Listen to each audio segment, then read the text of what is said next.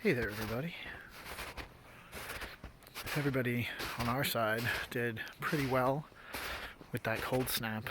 All of the ducks stayed as happy as they could despite the chill, but we didn't have any frostbite. Nobody was injured by it. They didn't seem to enjoy being cooped up for 2.5 days straight, but it's better than losing a foot or a beak, getting frostbite on your caruncles. So we hope you guys fared just as well, but I figured it would be nice to take a little mosey and take a look at some of the plants we can see up here in the lawn to food forest conversion area, the pea orchard, as Nicole likes to call it, because a lot of our fruits are start with the letter P. So the raspberries are doing well, and you can see some of this growth up here. It looks like it tried to get started, realized it was too cold, shut back down.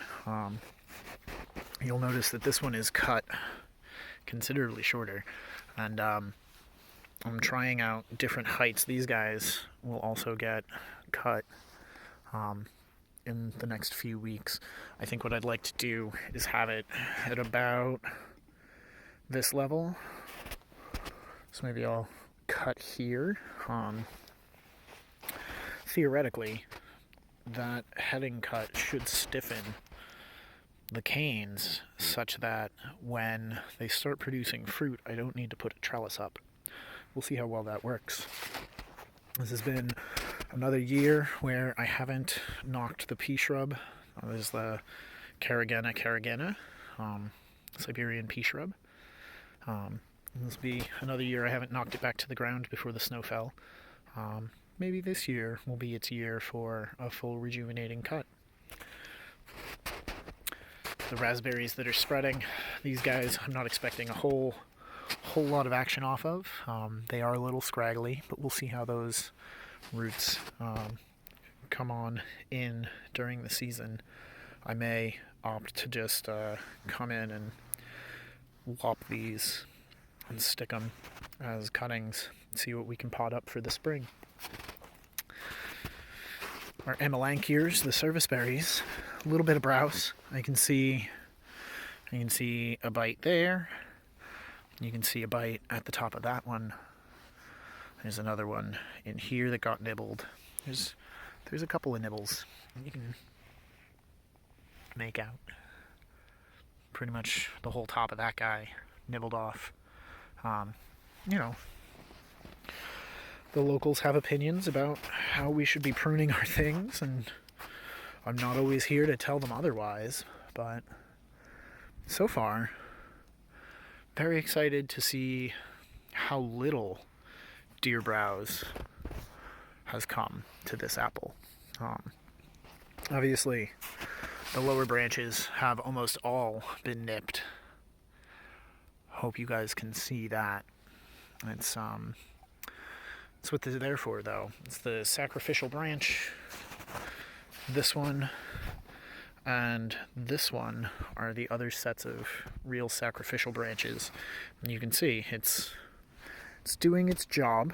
It is deflecting and keeping them from feeling like they have to pull down the slightly higher branches where we have a little bit more bud growth happening. And so, it's not always great for the tree, but it's going to happen unless we put a lot of infrastructure into place. And it feels like leaving a few snacks for the locals is a little bit easier. And, their influence, their stopping to eat here may deposit litter or manures around the bases of my tree, which is fertilization. And there's still a little bit of pruning to come through and do. This branch right here that goes right back through the middle, yeah, that's got to come out Probably wouldn't hurt to take off some of that too, but you know, it's at a pace where I can throw a couple of branches out here, and then a couple can go to the rabbits in the garage. This service berry has slightly less browse on it than the other one over there. I believe this one is Lavis.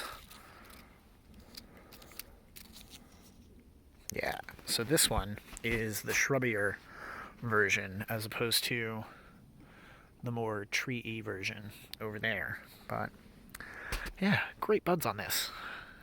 Hopefully you can see what's going on there. They are pushing out little bits of hairs. I think they think it's warming up, but it's not terribly yet.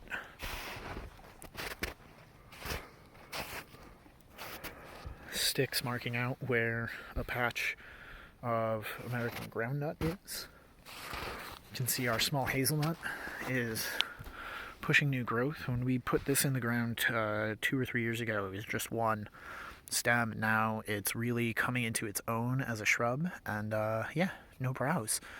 The honeyberry, the hascaps, just behind it, tucked sweetly away in their little spot. They are growing huge buds, and the one up front is doing likewise. Now in here somewhere, I want to say about here-ish and about there-ish are some Nanking cherries. And the only reason I know that they're there is because this Lindera, which has had the tops just neatly nipped off, is the only one showing. And I have a small Ceanothus americanus, best plant. It's the New Jersey tea. That guy's growing nicely. The handful, the one in the yellow grates there, and just to the left of the shrub where the dog is laying, are doing pretty well. The ones that are down by the persimmons are pretty buried at the moment, so I can't really do too much observation of those.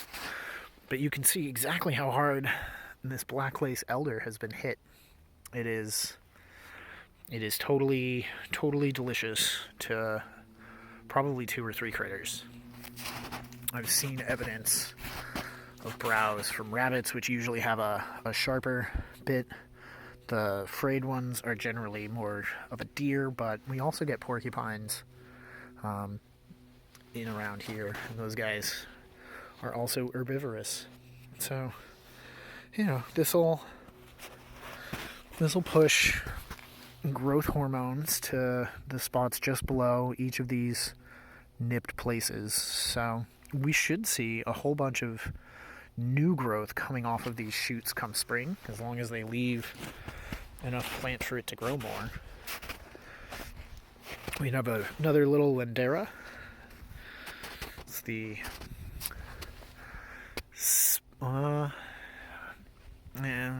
spice bush, Lindera benzoin.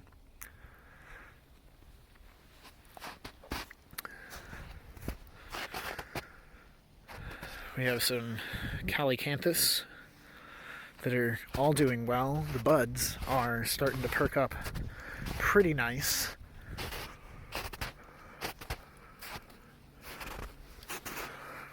And if I get in here really close, maybe you can see it. Those little black specks, those are the leaf nodes getting ready to go for the season, and those will swell further. Sadly, we did get some browse on the 2 tips of our pawpaw. And so this year, I think I'm going to have to think about whether or not I trim this one back so that it is not competing as a leader with this one. Those of you who have pawpaws raised to maturity from whips. I'd love some feedback. What are your thoughts? What kind of pruning techniques do pawpaws have in common with other fruit trees? And what should I be looking for? That would be super duper helpful. Up here, as we make our way to the line, I am, kind of staggered by what a difference in the sight line taking out some of these overgrown forsythia created. But these other Amelanchiers are doing nicely. The buds are all super happy. I haven't noticed any real browse in here, so maybe it's just not part of the path that the deer take. I have seen tracks coming from that back corner and just kind of coming up. The dogs noticed them too. I think what I'm most impressed about is how well these little root cuttings are doing, as far as I can tell. I mean, obviously, they're still very much buried in the snow, in some compost and soil, trying to eke it out through winter. But I'm encouraged seeing buds at the tops of them. Very much encouraged. And not seeing fresh chew marks or tooth marks on them just makes it that much more likely that I can count on them, for the most part, surviving till spring. And that'll be nice. I was having a conversation with someone the other day about elderberries and this kind of weather, so we're gonna go down to the backyard and I'm gonna show you guys the other one of the elders that is above the snow line. So stick around. So as we come in here, still very impressed with how much light is coming in now that we've cut that little autumn olive back. It was almost entirely to seed canopy space to this guy, which, to the best of my knowledge, appears to be a hickory of some sort. Whether it's a pig nut or something that's more tasty, only time will tell. But here is one of our elderberry bushes. You can see that I've taken a few cuttings, and a lot of those were stuck back into the woods a bit, back that way. Come spring, I'll try to show you guys where some of them are. But through that whole cold snap, still growing. These things are incredibly frost resilient, cold resilient. I'm not even 100% sure which variety of elder this is. I might have to go back through some of the history of our purchases. We keep all of our receipts, and we have a little dream journal that we put all of our plantings in, or at least we try to. Now, sometimes you'll get, little spotted dead. This guy, probably not doing. I don't see too much on these, although maybe I spoke too soon. No, definitely dead. So that little twig coming off might not make it. I think it had something fall on it. But the rest of these are going gangbusters. So if your soil's workable and you can manage to get them in, I say go for it. They might not be the happiest, but try it. If your ground's not workable and you are getting cuttings earlier than you anticipated from some of those distributors that do such things, if you can't stick them in the ground, try a cold spot in your unheated garage, detached garage, basement. Just stick them in some loose soil in a pot. Try to keep them cool. If you can, separate them from the slab and see how they do.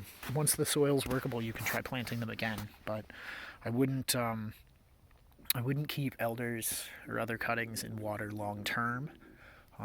The roots are just not the same as for soil. Our little currant bush, this is a pink currant. Champagne, I think, was the cultivar name. Could be wrong about that.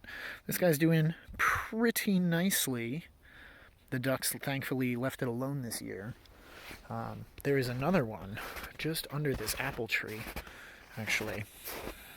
Let me take the fence out of the way. So that right there is the crown of where another currant is. Same blight resistant, rust resistant cultivar of currant. They're doing nice. Still no fruit off of them, but maybe this year. They've been in a heavy amount of shade, and so you can't expect too much production off of them. But a few Japanese maples that we have growing. This is one that I have been weaving together periodically throughout the years. Can't wait to see what it melds into. But yeah, lots of snow still on the ground, but the plants are doing well. This little thing over here is basically a root cutting from an apple that I took. So it's a disease-resistant rootstock. And I'm thinking that one of these times I'm going to take cutting from the Wolf River and just right there. And just turn that over to a Wolf River apple again. See what happens. But precipitation is coming out. So of course the ducks are too. And yeah. Probably take this opportunity to do a few more inside things.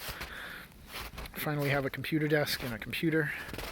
Just working on getting a chair in there so that I can sit comfortably and have some nice, easygoing typing time.